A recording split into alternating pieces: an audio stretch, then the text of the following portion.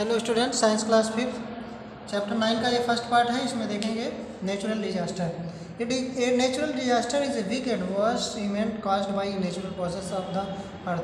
ये natural disaster एक ऐसी प्रोसेस होती है, प्राकृतिक प्रक्रिया होती है जो अर्थ में के विपरीत कार्य होता है। इसमें इट एग्जाम्पल आर अर्थक्वेक्स, जैसे इसके एग्जाम्पल है। नेचुरल डिजास्टर क्या होता है कि प्राकृतिक आपदाएं, जो ऐसे डिजास्टर जो प्रकृति के द्वारा होती हैं उसे हम प्राकृतिक नेचुरल डिजास्टर कहते हैं, नेचर के द्वारा जो होता है। इसके एग्जाम्पल जैसे हो जाएगा अर्थक्वेक हो जाएगा, वोल्केनो हो जाएगा, सुनामी हो जाएगा, cyclone, floods, drought and forest fire हो जाएगा। ये सारी चीज़ें जैसे अर्थक्वेक यहाँ पे देखेंगे। A natural disaster can cause loss of life और डैमेज टू प्रॉपर्टी। तो नेचुरल डिजास्टर में जैसे होता है इसमें बहुत सारी प्रक्रिया होती हैं, जिसमें बहुत सारे ह्यूमन की बहुत सारा लॉस होता है, बहुत सारी प्रॉपर्टी का लॉस होता है। तो यहाँ पे देखेंगे अर्थक्वेक क्या है। अर्थक्वेक क्या होता है तो देखेंगे earthquake is most disastrous natural calamity for mankind, sudden shaking of the earth surface. कहने का मतलब है कि जो अर्थ का सरफेस है, अर्थ का जो सरफेस है वो जो है बार बार अगर उसमें शेक करे या वाइब्रेट करे तो ये जो है कहलाता है अर्थक्वेक। यानी पृथ्वी का जो हिलना, अर्थ का हिलना कहलाता है अर्थक्वेक। ठीक है। अर्थक्वेक में यहाँ पे इसके डिफरेंट पार्ट हैं। जैसे अर्थक्वेक जहाँ से शुरू होता है, जहाँ पे जो इसका जो है जहाँ से ये प्रारंभ होता है, बिगिन पॉइंट जहाँ पे ये होता है, ये बिगिन पॉइंट जो होता है उसी को हम कहते हैं फोकस। क्या बोलते हैं इसको? फोकस बोलते हैं। फोकस के बाद यहाँ पे देखेंगे जहाँ से जो मेन पॉइंट होता है अर्थक्वेक का, यहाँ से जैसे ये हमारा अर्थ का सरफेस है, यहाँ से जो मेन पॉइंट होता है इसी को बोलते हैं एपीसेंटर। क्या बोलते हैं इसको? एपीसेंटर बोलते हैं, एपीसेंटर इसको बोलते हैं। ठीक है। फिर उसके बाद देखेंगे अर्थक्वेक जो होता है ये कभी हल्का होता है, कभी तेज़ होता है। तो अर्थक्वेक को मेज़र करने के लिए क्या हम पता कर सकते हैं कि अर्थक्वेक हल्का है कि भारी है? तो यहाँ पे देखेंगे अर्थक्वेक को मेज़र करने के लिए एक इंस्ट्रूमेंट होता है जिसको बोलते हैं सीस्मोग्राफ। क्या बोलते हैं उसको? सीस्मोग्राफ।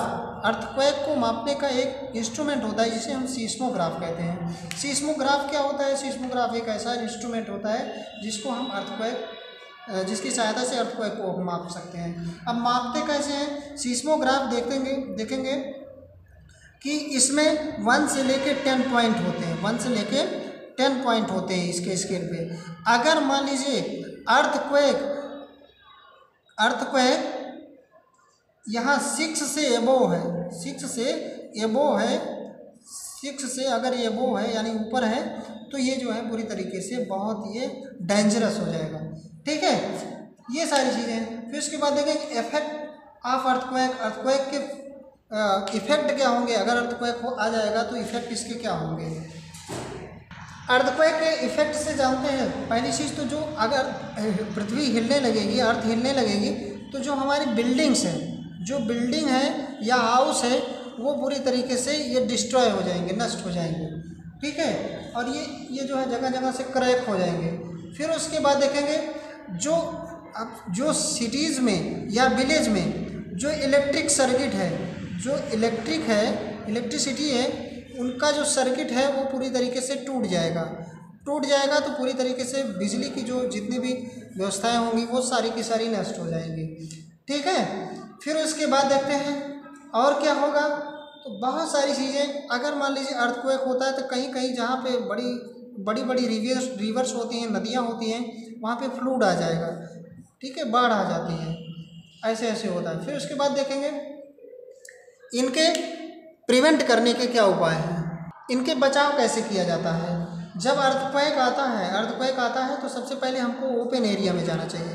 कहाँ जाना चाहिए? ओपन एरिया में। ओपन एरिया में क्यों जाना चाहिए कि अगर ऐसे एरिया में जाएंगे जहाँ पे बिल्डिंग वगैरह नहीं रहेंगे तो अर्थ अगर शेक करेगी, हिलेगी तो ये पूरी तरीके से दिक्कत नहीं होगी इसको। ठीक है। बिल्डिंग गिरने का खतरा नहीं रहेगा। अर्थक्वेक का मतलब यही हुआ कि अगर पृथ्वी हिलेगी तो हम ओपन एरिया में चले जाएं तो जो है पूरी तरीके से बच सकते हैं। अगर उसके बाद भी हमको समय नहीं मिलता तो हम क्या कर सकते हैं कि जो भी मजबूत चीज़ें होती हैं जैसे टेबल है या कोई और चीज़ है मजबूत, उसके नीचे हमको चला जाना चाहिए। ठीक है, उसके नीचे चले जाएंगे तो हम पूरी तरीके से बच जाएंगे। ठीक है, ऐसा करना चाहिए और सबसे पहले सर को बचाना चाहिए। ठीक है, हेड को अपने बचा लेना चाहिए। फिर उसके बाद है अगला जो है नेचुरल डिजास्टर, वो है वोल्केनोज। वोल्केनोज है, वोल्केनोज में देखेंगे क्या है, ये अर्थ के नीचे, हम जानते हैं अर्थ जो होता है, अर्थ के नीचे बहुत सारा हॉट लिक्विड है। हॉट लिक्विड है नहीं, गर्म लिक्विड स्टेज में कुछ ऐसे मटेरियल हैं जो बहुत गर्म है और ये मोल्टन स्टेज में है। किस स्टेज में है? मोल्टन यानी पिघले हुए रूप में है। तो वास्तव में जब अर्थ का क्रस्ट, जैसे ये अर्थ का क्रस्ट है, यहाँ पे जो है ये लिक्विड मटेरियल है, जब अर्थ का क्रस्ट ये कहीं पे वीक हो जाता है तो ये जो है पूरी तरीके से ये इधर से प्रेशर डालता है और ये इधर से प्रेशर डालेगा, अर्थ का क्रस्ट यहाँ पे, और ये जो है हल्का पोर्शन है। तो यहीं से ये जो मॉल्टन चीज़ है ये जो है इस पर प्रेशर होकर के ये बाहर आने लगता है। इसी को बोलते हैं मैग्मा। क्या बोलते हैं इसको? मैग्मा बोलते हैं। ठीक है, मैग्मा बोलेंगे। और बहुत सारे हॉट मैग्मा होते हैं जी। ठीक है, वास्तव में इसको लावा बोलते हैं। क्या बोलते हैं इसको? लावा बोलते हैं। तो ऐसा क्यों होता है? क्योंकि बहुत सारी प्लेटें होती हैं, उनमें प्रेशर होता है, उनमें बेंट होता है और ये मुड़ जाते हैं, एक दूसरे के ऊपर चढ़ जाते हैं। तो ऐसा होता है कि चढ़ने से इन पे प्रेशर पड़ता है, प्रेशर पड़ने से ये पूरी तरीके से ये मैग्मा के रूप में बाहर निकलते हैं, लावा के रूप में बाहर निकलते हैं। ठीक है, the hollow top of volcanoes that are shape is called bowl is crater. अब यहाँ पे देखते हैं कि क्रेटर क्या है। क्रेटर के यहाँ पे देखेंगे, कभी कभी देखेंगे यहाँ पे जैसे जो भी लिक्विड है यहाँ पे जब स्टोर होता रहता है, बार बार ये निकलता रहता है, ये बाउल शेप में एक स्ट्रक्चर बना लेता है। इसी को क्रेटर बोलते हैं। क्या बोलते हैं? क्रेटर बोलते हैं। ठीक, इसी को क्रेटर बोलते हैं। क्रेटर क्या होता है? वोल्केनोज का वह पोर्शन, ऊपर वाला पोर्शन जो एकदम बाउल के शेप में होता है, उसे हम क्रेटर बोलते हैं। ठीक, तो स्टूडेंट्स अब यहाँ पे देखेंगे वोल्केनो के टाइप के आधार पे। अब देखेंगे कुछ वोल्केनोज ऐसे होते हैं, एक्टिव होते हैं। Volcanoes that is erupting has erupted in recent past is called active volcanoes. ऐसा वोल्केनोज जो पास्ट में भी एक्टिव था और फ्यूचर में भी एक्टिव रहेगा और इस समय भी एक्टिव है, तो उसे हम कहते हैं एक्टिव वोल्केनोज, है कि नहीं? जैसे यहाँ पे देखेंगे माउंट एटना इटली में है। माउंट एटना जो है इटली में है, एटना इटली में है, ये वोल्केनोज है। Mount Erebus